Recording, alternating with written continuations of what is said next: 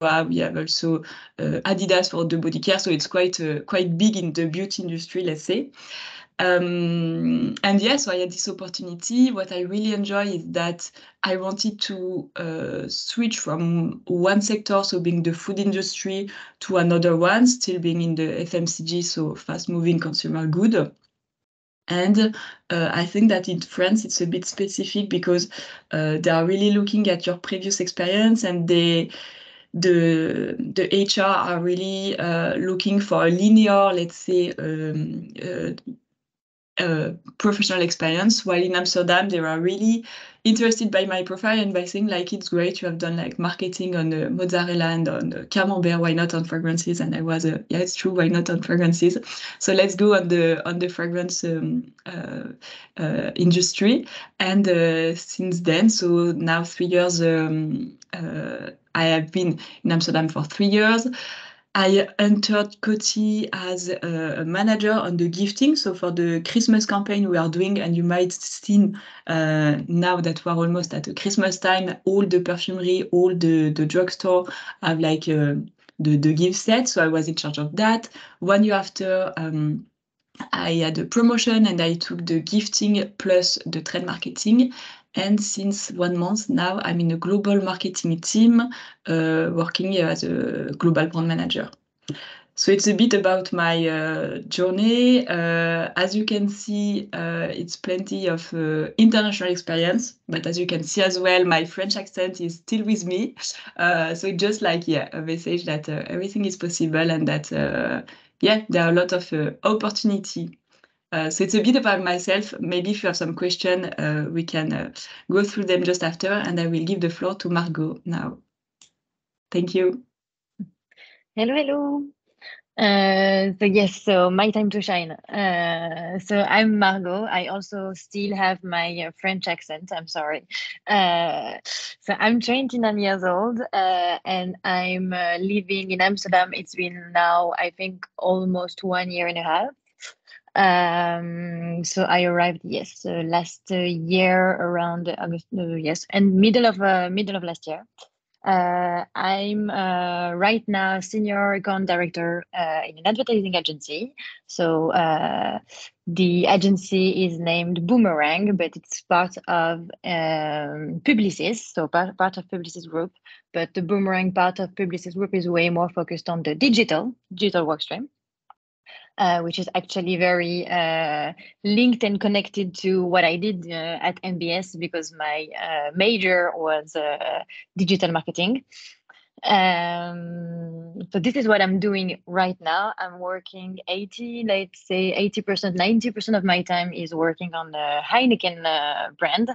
I think you can imagine that Heineken is a big brand in the Netherlands and in Amsterdam. So when I arrived in Amsterdam, I was not so stressed about my position. But when you're landing at the airport, you're seeing like Heineken everywhere, and then I was like, maybe that's a thing here. So some pressure just arrived. No, and if I'm going back to what I did and my journey since I started at MBS, so I did a preparatory class and I entered Montpellier Business School. I think it was 2014. I did, of course, my general third year there, as I think you all did. Then I used my gap year to go to Montreal. So I did my Master 1 in Montreal, where I discovered advertising, to be honest. So first I was only like looking at marketing, communication in general, and I had one module in Montreal, which was really focused on advertising, and I completely fell in love with this sector. So I came back from Montreal in Montpellier Business School for my gap year, really with the motivation to really enter this sector.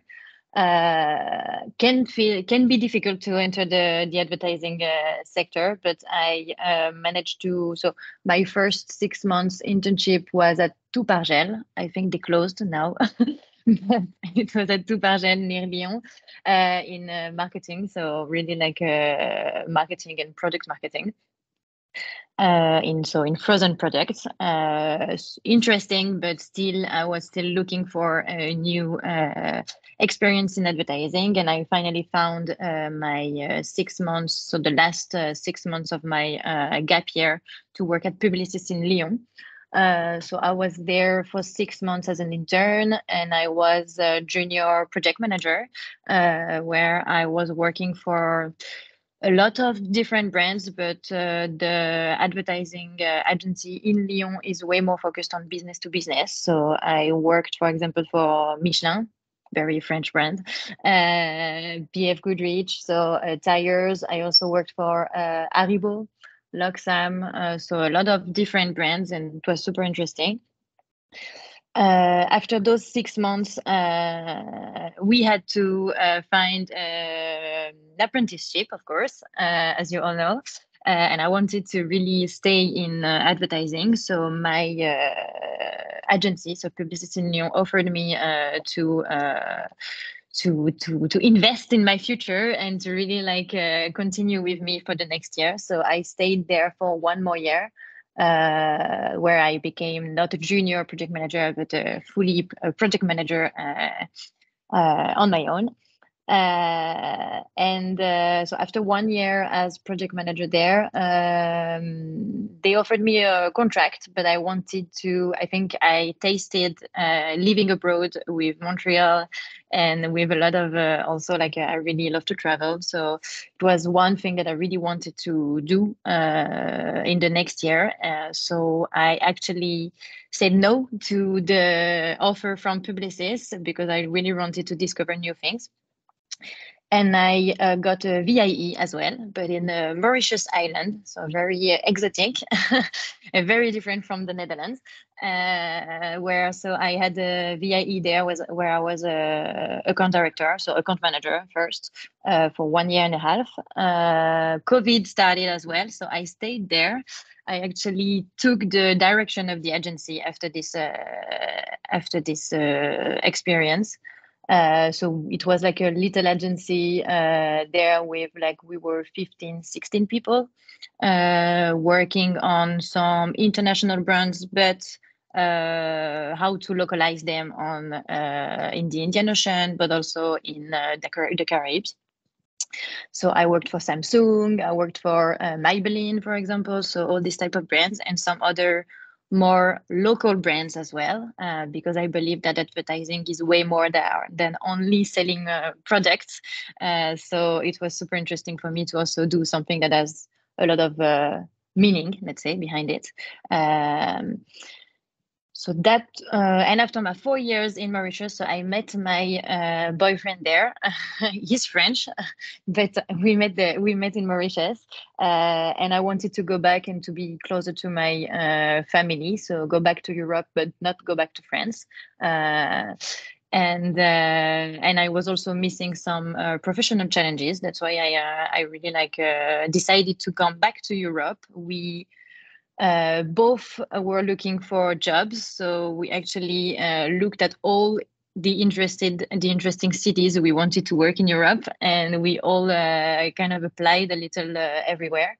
My boyfriend found something before me in Amsterdam, and I decided then to focus my applications on Amsterdam, and I found actually quite easily. So I'm now senior account director at Boomerang and Publicis, and I started a little more than 1 year ago, working on all global social and digital campaigns for Heineken and some other brands as part of my agency. We also are working. So, for example, I was mentioning that I think that advertising can do a lot more. I'm also working on some organizations also here with some other expatriates to facilitate the entry of young talents to in the advertising sector here in the Netherlands. Same as Sophie, I think if you want it, then you can do it. And it's not because you have this French accent that you cannot work with expatriates and with Dutch people in here. So Thank you so much, Margot. Thank you. We have a question for you in the chat. I also had an interview with Publicis Luxe in Paris. Do you have a luxury division in the Netherlands, please? Good question. No, we don't have specific departments at Publicis in the Netherlands. Publicis Netherlands is not only the Netherlands, so it's Publicis Benelux, so it's also Belgium and Luxembourg. And they actually, like in the Netherlands, we are way more focusing on media. So that's why I'm part of Boomerang, which is way more creative digital agency. But the Publicis part of it is way more focused on the media part. But of course, there's a lot and plenty of brands, and I'm sure they also have some luxury brands there, just that they don't have like a specific department specifically for the luxury sector. Okay, thank you, Margot.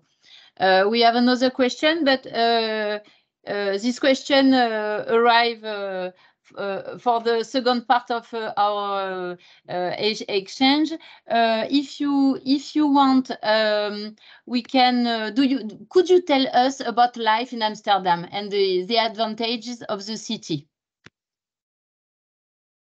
Yeah, I think that first of all, if we are both here today, it's because we really love living in Amsterdam, and we are really happy to share the experience that we do have. I think that there are plenty advantage of living in Amsterdam. The first one is that you are living abroad and you are living like in a really international environment. But at the same time, you are not that far from France. Well, I know that it's not only French people in the Connect, but at least if you did your master in Montpellier Business School, maybe you have a specific linked with France. So it's one of the advantage. I think that then Amsterdam is a capital with plenty of opportunity professionally, but also at a personal level. I think that they are really into the well-being, and I think it's really like North European like mindsets, meaning that it's really into like the balance between the professional life but also the personal one. So it means that it's not like working hard only, it's also like playing hard and taking time for yourself to have this good balance. For instance, for the parents, I know that this is important to take the time for your children and to be there for them. So yeah, I really enjoy this good balance that is really not only, let's say, in the value, or we know that some company are really like let's say pretending having some value and mentioning that, but they are really doing it, and we can experience it like on the day-to-day, I think. Yeah, and if I can add really on the city itself, I think the best thing in here is that everything, like it's a big city, so you have all the advantages of a big city, but still you can do everything by bike. So you are 20 minutes away from, I don't know, your work, your friends, and the animation of the city. So you can really like work from a neighborhood that is really not in the city center, but still have plenty of occasions to go out and to meet some people. Bike is a big thing here. So if you don't have a bike, you cannot really do a lot. And I think really, yes, it's what I really like about Amsterdam is that it's you have the environment of a big city, but still you can find like your neighborhood vibe and the spirit, like really to find everything near you. Yeah. Exactly, and I think bike is indeed a good one, and I think it's important to mention that we do not have the same bike as in France. We have the back pedaling, I think we say. So it's an experience at the beginning, but it's really great at the end. And I think we have a question from Angèle. Do you speak now Dutch? But I think this is one of the big advantages of Amsterdam, is that this is a really international city where English is not the national language. Nevertheless, all the Dutch people speak perfectly English, and really like an international English. So it's really easy to understand them. It's really, so the answer is no. I was really, and I think Margot was the same, but when we are living into a new country, we wanted to learn the language of the country because it's a way to integrate yourself better and so on. But I think that in the Netherlands, so we tried, but it was not a success. And at one point, but let's focus on the other language instead of multiplying all the language that you are speaking.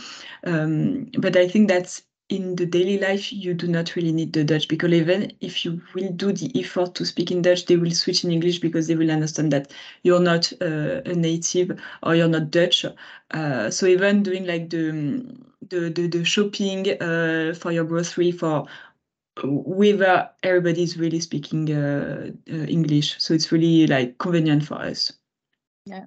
And I think it's really specific for Amsterdam. If you're going out of Amsterdam, maybe people are not that fluent in English.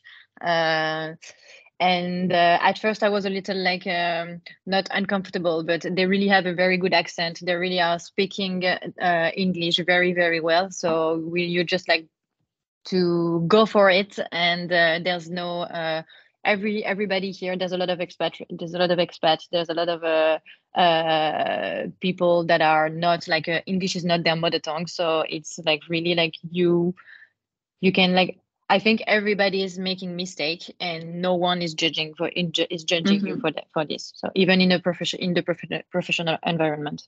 And I see that Angèle, you're saying that you want to apply, but they ask to speak in Dutch.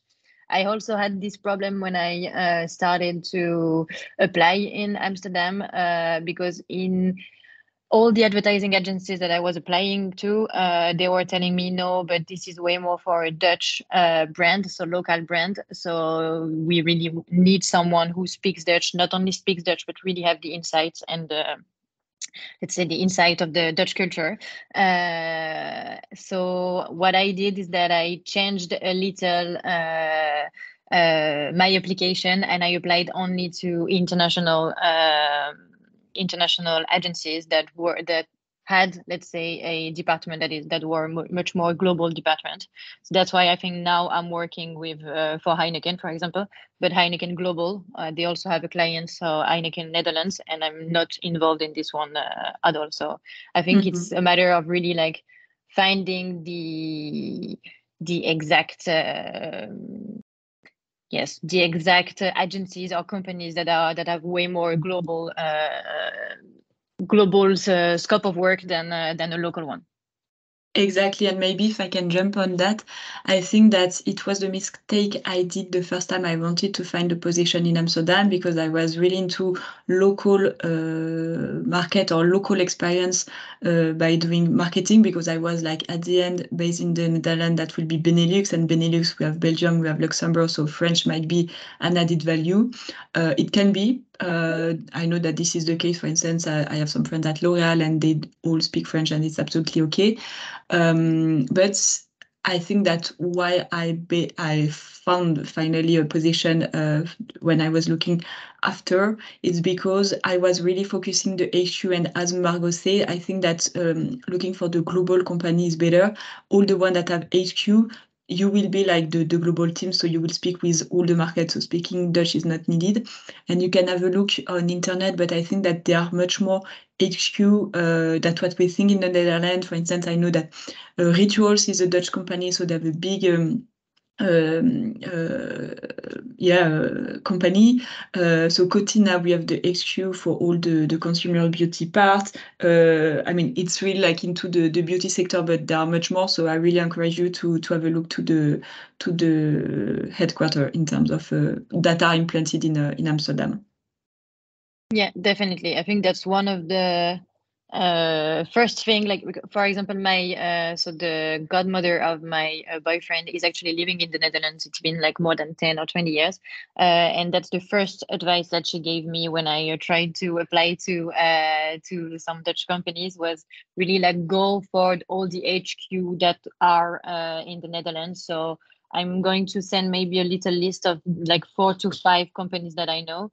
But for example, you have Nike, Booking.com are there, and they're really like always looking for new people. L'Oréal, Heinz, I think. So there's a lot of like big companies that are looking for expats, so not only Dutch people. Yeah. Okay, thank you. Is the B1 level of English is a difficulty to find a job? It's a question to Guilhem. I mean, I don't know exactly what we mean about B1. If I think the main thing is that you need to be able to, people need to understand you, of course. And professionally anyway, you have a lot of different words depending on the sector you're going to work on.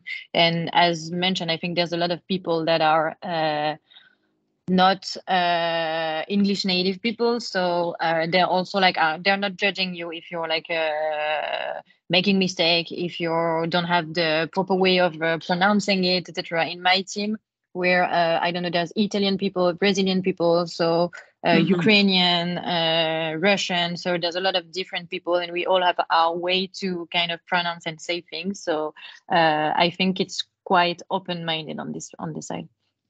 And the more you practice and the more you speak in English within like at work or with your friends, then it's going to get easier and easier after some time. So.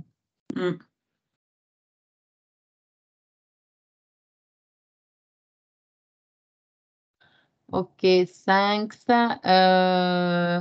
Okay.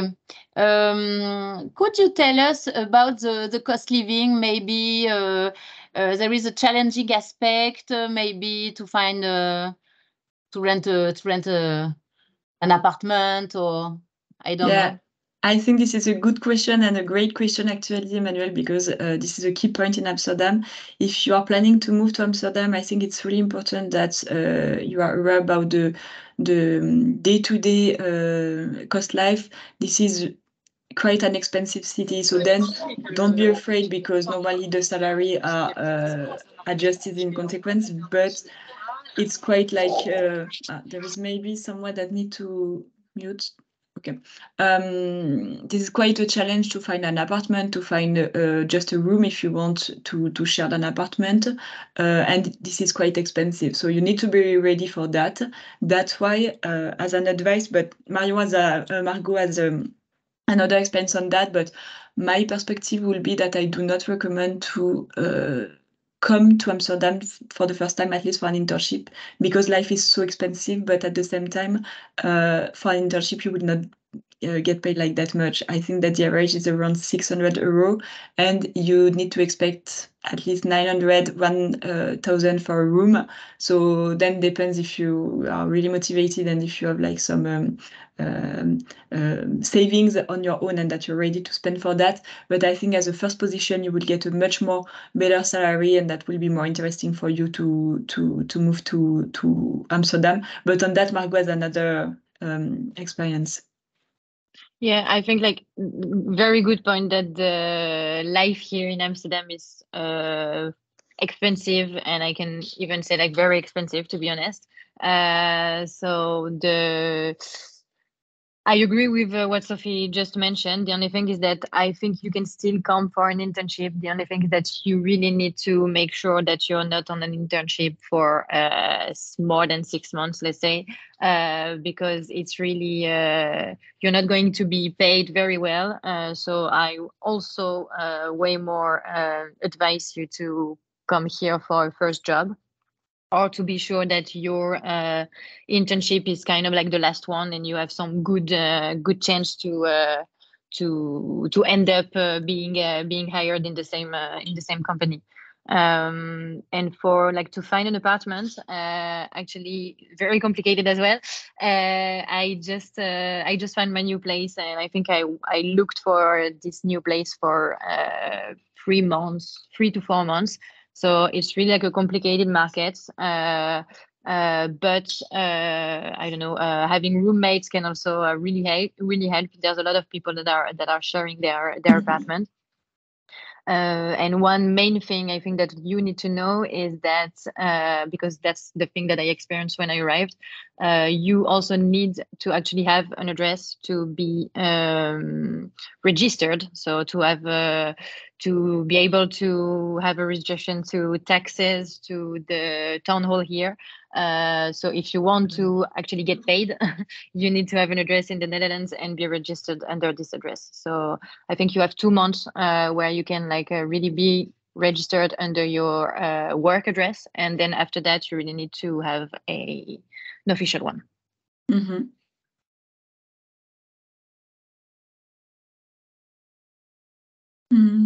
We have a question for an internship of at least 4 months. Do we necessarily get paid? I think so. I think so, because I think it's mandatory to pay the interns, but it's not a very big compensation, let's say. I think if we are doing a comparison, the interns that I have here are paid around 500 to 600 euros, but it's really the maximum we're giving them. Okay, thank you. Okay, could you speak to us about the job market in Amsterdam, the sectors and everything? Yeah, I think that there is one big sector in Amsterdam, at least Amsterdam is known for that, is for the tech and the IT hub. This is a big city for that. But also I think that their position, that Amsterdam is more and more attractive as a city. So if you want, you can find whatever you want basically, but it's just a question of research, and you need to have a look to the company, to the sector that interests you. But I don't have the feeling that it's known for one thing in particular. I know that it's also easy to enter, you have a lot of call center.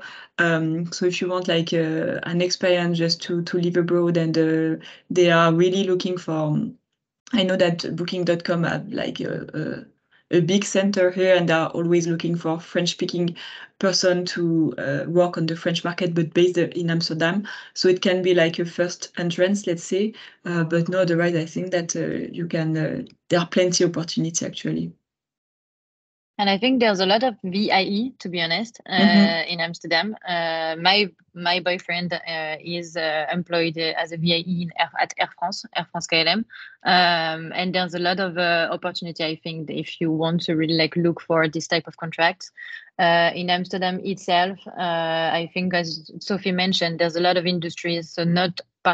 Of course, tech and finance, but I think that's the main one.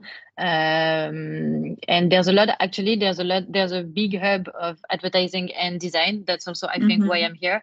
But yes, I think all the industries and the different sectors are really represented in Amsterdam. So you can actually really find, I think, in all sectors. So.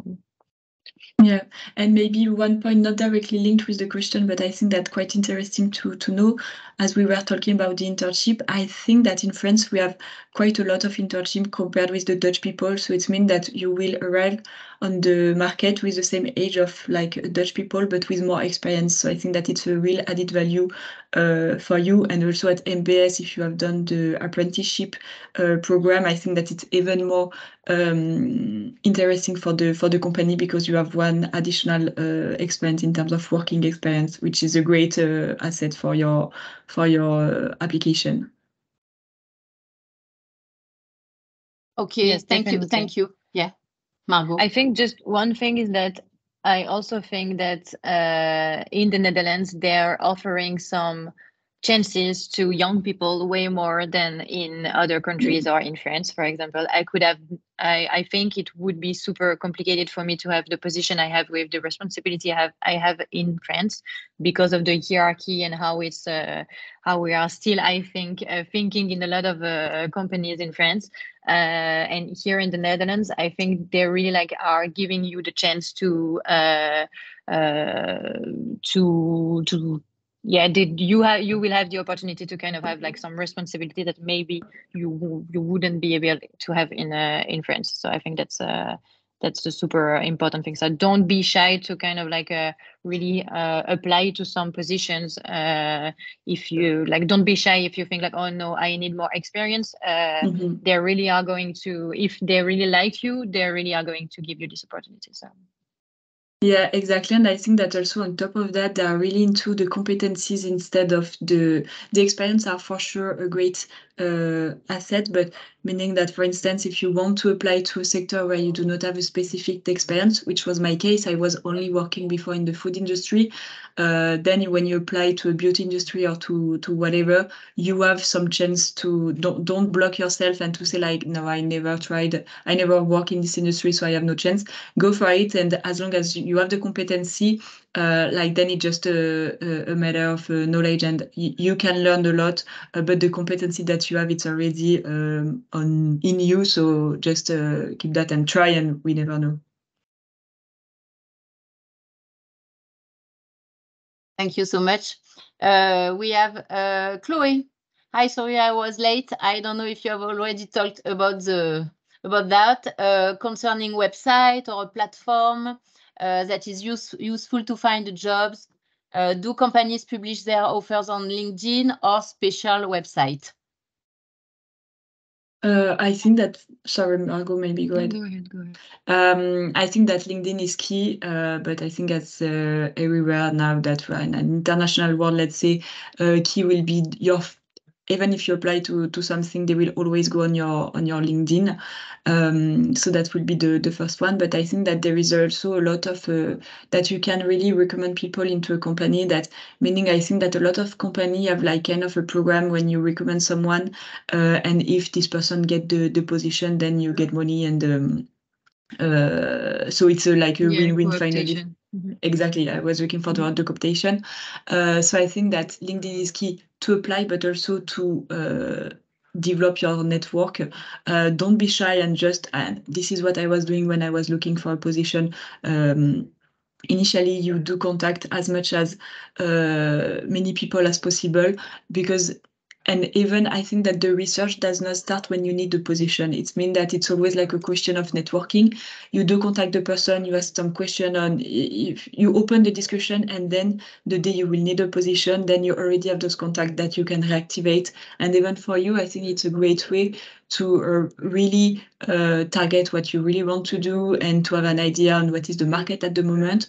What I was doing as well is that I contacted a lot, for instance, the person that are in VIE, if you are looking for a junior position, person in VIE, because they will be the best person to give you the visibility on what will be available in the short term, if they are at the start of their VIE, if they are at the end, if they are at the end, can you have a discussion, and then can they pass your resume to the hiring manager. So I think it's really like LinkedIn for the network will be key.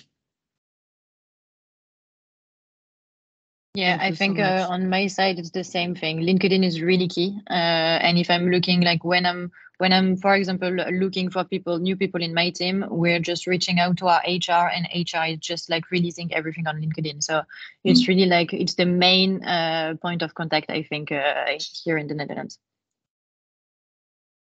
Okay. And also, sorry, Manuel, maybe just in case of VIE, or we know how it is, meaning that a VIE, you will always find all the publication on Business France, so the website. Nevertheless, we know that they have to publish, but sometimes when it's published, it's already taken. It was my case when I moved from Paris to Brussels. The move was, let's say, a bit internal, so the VIE was already taken by me, but they needed to post officially online to show that it was available. So if you are going through directly the person that is in post, you have better chance, I think, to get the availability for the position. Thank you. We have Liz. What about the consulting companies, KPMG, Deloitte, etc., and they're currently open to recruit foreigners? I don't have, to be honest, I don't have the answer, but I'm 100% sure. Like I'm 100% sure that yes, they are looking for foreigners, because there's a lot of headquarter as well on the consulting side, and there's actually like there's a whole neighborhood in Amsterdam which is called Zoid, so South, and where you can really see all these companies there, and I'm 100% sure that they're looking for a lot of expats. So not only in Holland. Yeah, I'm not familiar neither with this sector, but I know that, for instance, with Coty, we are working a lot with Accenture, and they are quite big in the Netherlands. So yeah, just go on their website, and you will, and just also contact some people on LinkedIn from those companies. And I mean, just to refer to the question before, but they will be the best person to give you advice.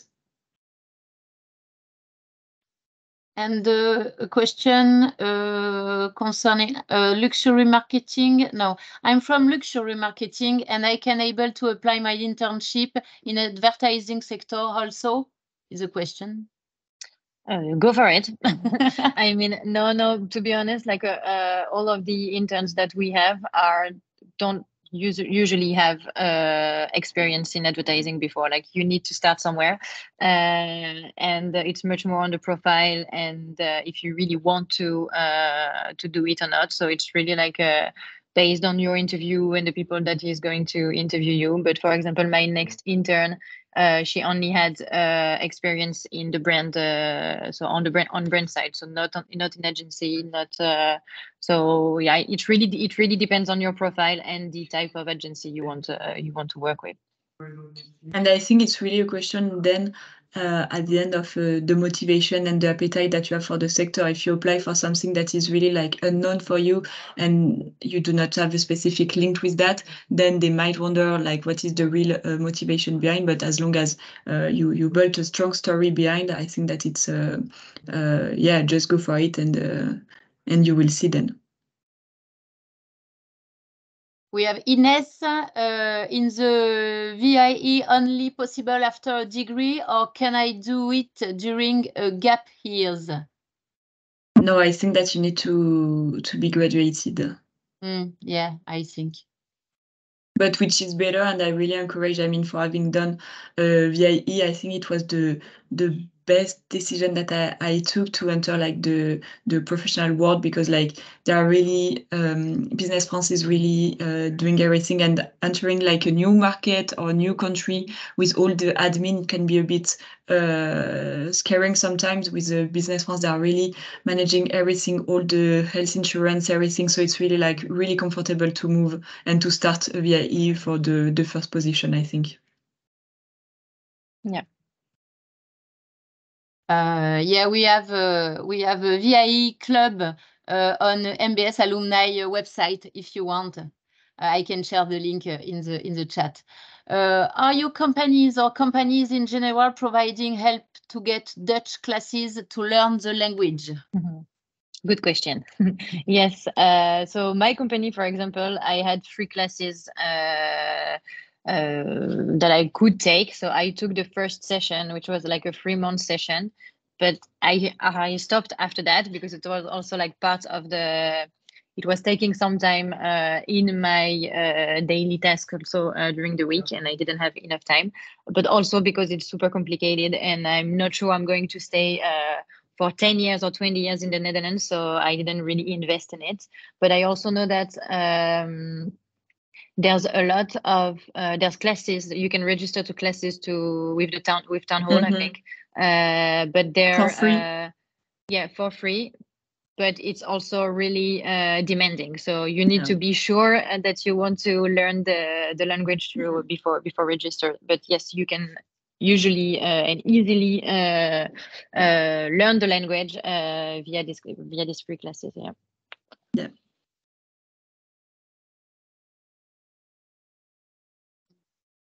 Okay, thank you.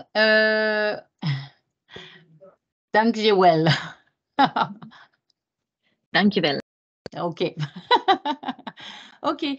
In general, could you speak? Could you provide us some advice concerning research job, internship, concerning the cover letter, resume, job board, everything? Yeah, so I think that LinkedIn will be a key element to start your research. Also, then I think one advice that we can give is that for your mobile, I'm not sure that it's needed to have like a local one, because it's international. At the end, you just have like your indicator. Nevertheless, having the local address is really important. As Margot was saying before, just even if you want like to get the registration afterward or so for those kind of things, but also I think that how do we say préavis in English? Notice?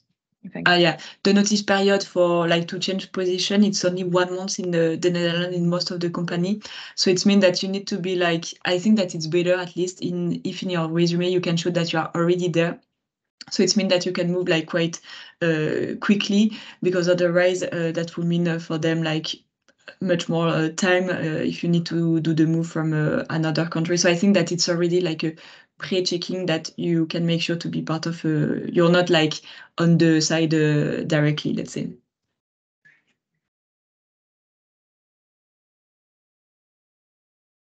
Okay, and thank you so much.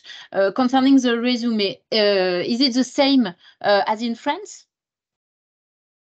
Yeah, definitely. I mean, the only thing is that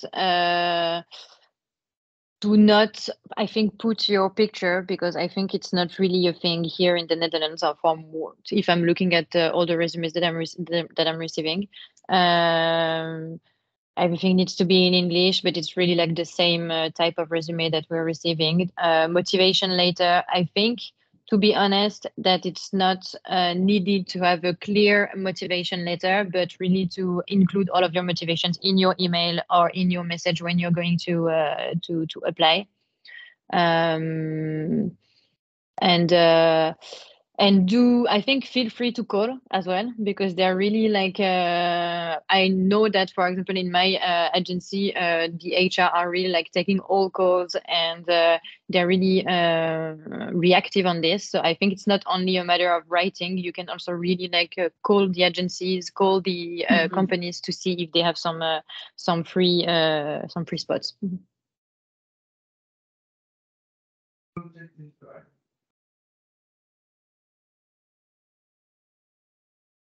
Okay, thank you.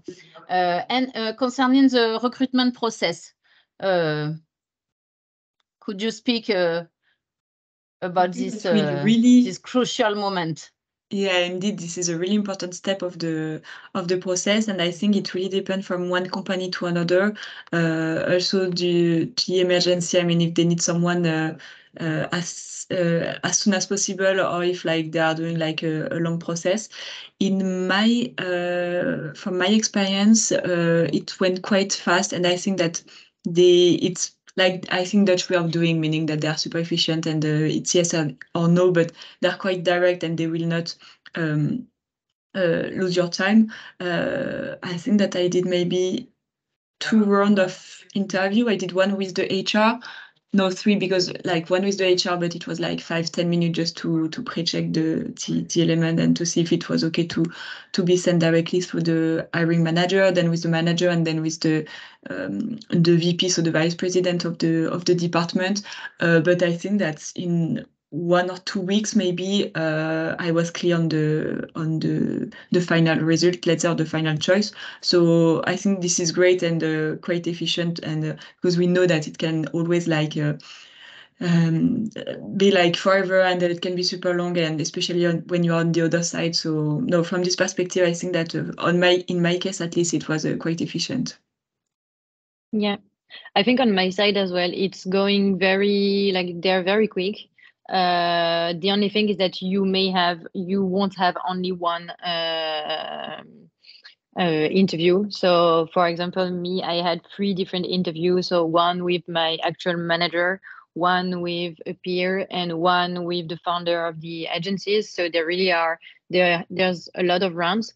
But it's it's really quick. So you're gonna have like the 3 rounds in, I don't know, 2 weeks, and know the answer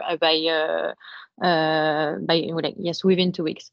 The other thing, I think that, yes, so there's a lot of interviews, but there's also like yes, the HR are also really like included in this process. So I think it's something that is super reassuring also, because they're there to really like reply to all of your legal questions as well. And another thing is that, and I think it's quite common in a lot of companies here in the Netherlands, is that your first contract will never be an indefinite contract. Yes.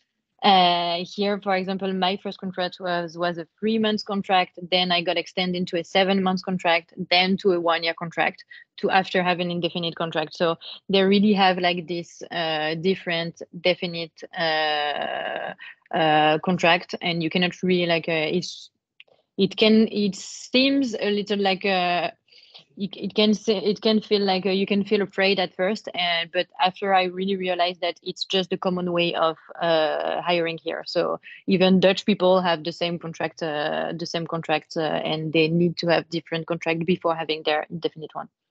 Yeah, indeed, it's a good point, because for first position, sometimes we are maybe more open to take like a temporary position, let's say, but same for me, it was 1 year. And if you start like at any position, I think that even like if you are at a high level of position in the management, you always have a 1 year contract. But then during the interview, they were quite clear that it was the way of doing, and that I had a lot of chance to get a permanent at the end. We never know, but there is let's say a risk to be taken, and I took the risk. But yeah, it's really common here.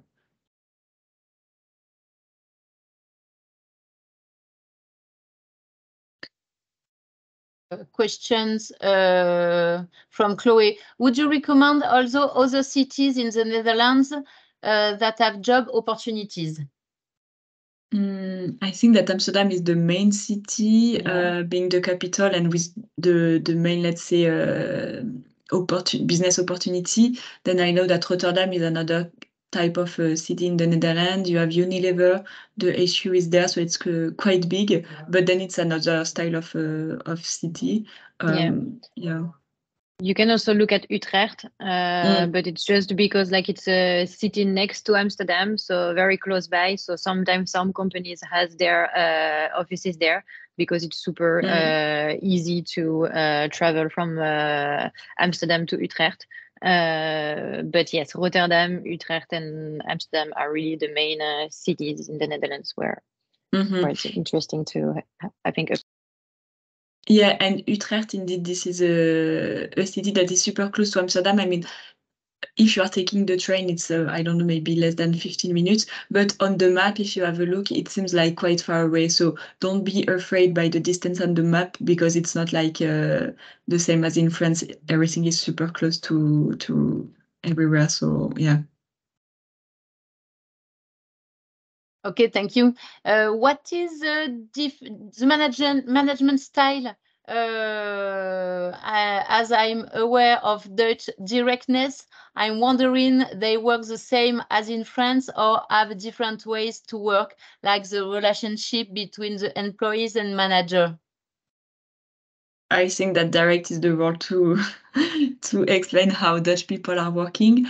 I think that it's just a question that we need to get used to their way of doing in a certain way. Personally, I do like how direct they can be, because if you are presenting a presentation, for instance, you will know if yes or no they like it, or it will not be like in France, you will always like say what was good and turn a bit around the pot, like to not go directly to the point. They will go directly to the point, so they are not losing time. But I think that it's, as I was saying before, they are efficient and in all what they're doing. For the lunch, it's a 30 minutes and it's efficient. You are not losing time to discuss with all the colleagues and to take a coffee and to blah blah blah and blah blah blah. No, it's efficient. So I think that it's the Dutch way of doing it. Yeah, and I think it's also a cultural thing, like the language barrier is doing a lot as well. So of course it's not their native tongue as well. So when they're going to tell you something, maybe you're gonna understand it in a way they didn't want it to mean it that way. So I think that's also some work that you need to do on your side to kind of like let it go. And yes, they're pretty direct, but same for me. I really like this because you're not wasting also some time maybe on an ID, and you're going to just say, okay, you know what, let's kill this one and we're moving on to another direction. So I kind of like this way of working. And I think it depends if you're working only with Dutch people or if you're working with also international people. In my team, we're a mix between Dutch people and international ones. So of course, I think there's like a mix that is a little different, and you need to understand like every culture and every way of working. So I mean, I think it's really different depending on the company where you're going to apply to. Mm-hmm.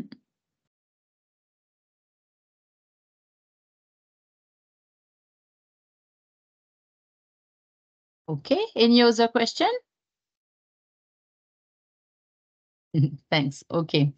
Concerning the experience, how is professional experience valued regarding degree? I think the degree itself, they are not really looking at it, to be honest. So then they're going to look at if you had, no, I think true and not true.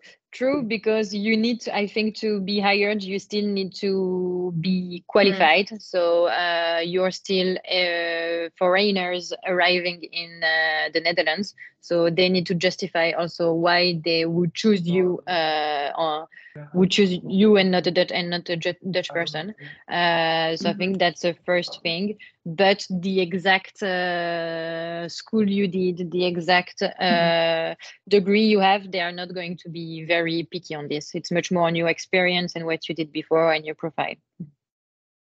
Exactly. I'm not sure. It will not be same as in France. I think in France where they are really looking at the ranking of the business school, and here you have a business school tick, and they will not get longer. But maybe, Margot, it's the time to speak about the 30% ruling, because you need to have a master for that. So at least in that case, the master degree, but just the master degree, wherever you did it, is important.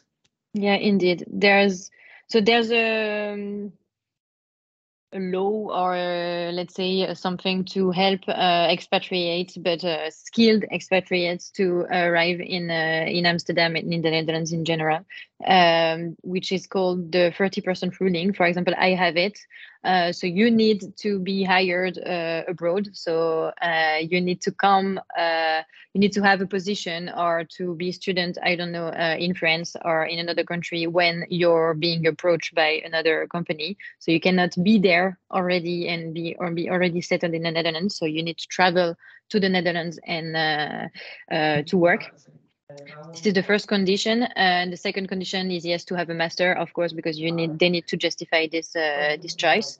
And I think you need to be abroad, but you need to be at more than 150 kilometers from the country, so from the Dutch borders.